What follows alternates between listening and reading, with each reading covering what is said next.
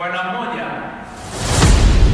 Abi Mas'ud radhiyallahu ta'ala anhu, Miqdad bin Amr radhiyallahu ta'ala anhu, asema siku moja nilikuwa nimemkamata kijana aliyekuwa anamiliki, na muadhibu nampatia adabu, nimeshika kikoto kwenye mkono wangu na muadhibu kijana yule.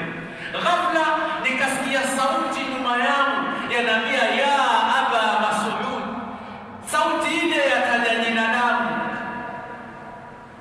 Nikaacha kumwadhibu kijana yule, kumpatia adabu kijana yule, nikatazama nyuma, nikaangalia nyuma, nikamwona Mtume sallallahu alayhi wasallam. Sema nilipomwona Mtume alayhi salatu wasallam, nikaachilia kikoto kwenye mkono wangu, kamwangalia Mtume alayhi salatu wasallam, yapi Rasulu alayhi salatu wasallam atayafanya.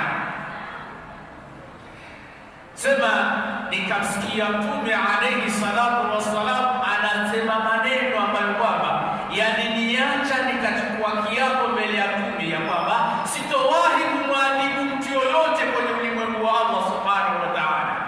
Maneno yapi Abu Mas'ud radhiyallahu ta'ala anhu aliyoyasikia kutoka kwa Mtume sallallahu alayhi wasallam? Rasulu alayhi salatu wasallam anamwambia sahaba huyu, ya Aba Mas'ud, inna Allah subhanahu wa ta'ala aqdar alayka minka ala hadha al-ghulam.